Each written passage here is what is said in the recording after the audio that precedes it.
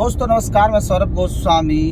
हम लोग मेहरौनी विधानसभा में क्षेत्र में घूम रहे हैं और गांव चौपाल लगा रहे हैं। जनता के ओपिनियन ले रहे हैं कि क्या मुद्दे हैं चुनावी। और चुनावी मुद्दे में एक सबसे बड़ा मुद्दा सामने आया है लोगों के बीच में से कि जो मंत्री मनोहर लाल पंत हैं, जो बीजेपी के यहाँ के विधायक हैं, उनके अगल बगल में जो ब्लैक लिस्टेड लोग हैं, उनकी छवि मंत्री से ज़्यादा खराब है। चूँकि मंत्री की छवि तो जो है सो ठीक है, लेकिन मंत्री की नाराजगी है वो है। मंत्री की नाराजगी कहीं ना कहीं योगी और मोदी के नाम से खत्म हो जाती है, लेकिन उन ब्लैक लिस्टेड लोगों की नाराजगी खत्म नहीं होती है। समय रहते भारतीय जनता पार्टी के जो भी ये व्यवस्था देख रहे हैं चुनावी, उन्होंने कदम नहीं उठाए। जो ब्लैक लिस्टेड लोग हैं उन्हें भी पता है वो कौन ब्लैक लिस्टेड लोग हैं। अगर उन्हें साइडवेज नहीं किया गया तो इसका खामियाजा इस विधानसभा चुनाव में सत्ताधारी पार्टी और सत्ताधारी पार्टी का प्रतिनिधित्व करने वाले मंत्री मनोहर लाल पंत को झेलना होगा। चूंकि अभी तक हम लोग 140 गांव करीबन पहुंचने वाले हैं, आज का जो मान लें तो उस गांव को मिला के लोगों ने अपनी अपनी प्रतिक्रियाएं भी दी हैं। कई गांव के लोग खुलकर बोले हैं तो कई लोग डर हुए हैं कि हम कुछ नहीं बोलेंगे।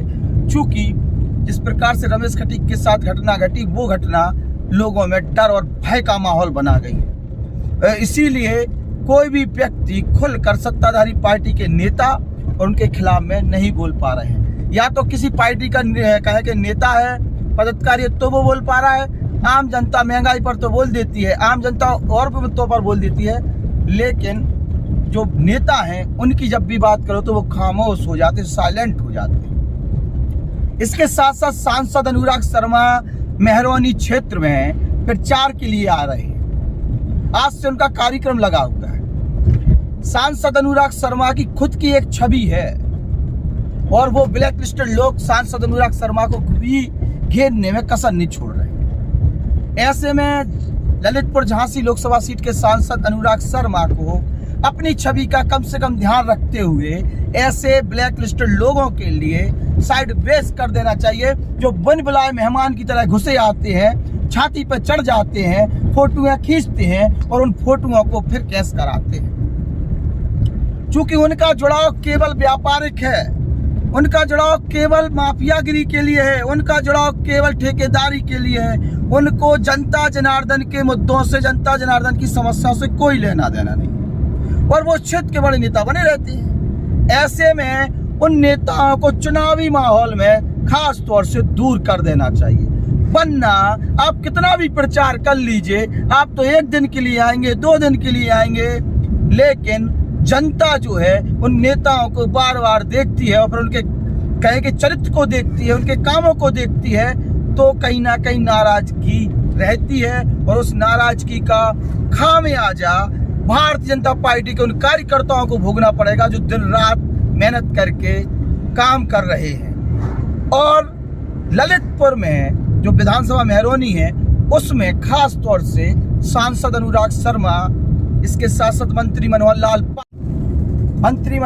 पंत, सांसद अनुराग शर्मा और ललितपुर जिले के जिला अध्यक्ष सहित और भी जो लोग हैं जो इस चुनाव को करा रहे हैं, चुनाव की रणनीति बना रहे हैं, उन्हें जनता की आवाज और खुद के कार्यकर्ताओं की आवाज कम से कम सुननी चाहिए।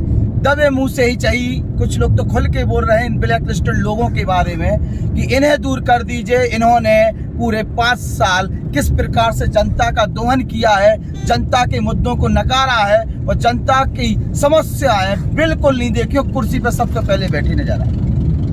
कुछ न कुछ ले भी लिया हो तो कह नहीं सकते हैं, जनता की नाराजगी। इसलिए चुनाव में अगर चुनावी फाइट में है मंत्री मनोहर लाल पंत, बीएसपी बना मंत्री मनोहर लाल पंत, या कहेंगे बीजेपी बना हाथी मन्नू कोरी बना रमेश खटीक, जो भी हो रहा है इसमें मंत्री मनोहर लाल पंत के लिए अग्नि परीक्षा है।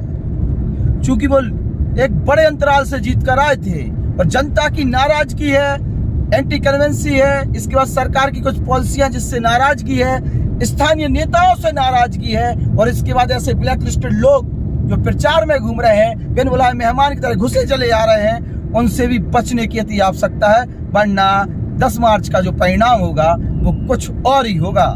इसलिए समय रहते कदम उठाइए, परिवर्तन करिए, ऐसे ब्लैक लिस्टेड लोगों के लिए साइड में करिए, चुनावी फाइट में अगर रहना है तो। जय हिंद, जय भारत। हमारे YouTube channel the Bundelkhand post को सब्सक्राइब करें।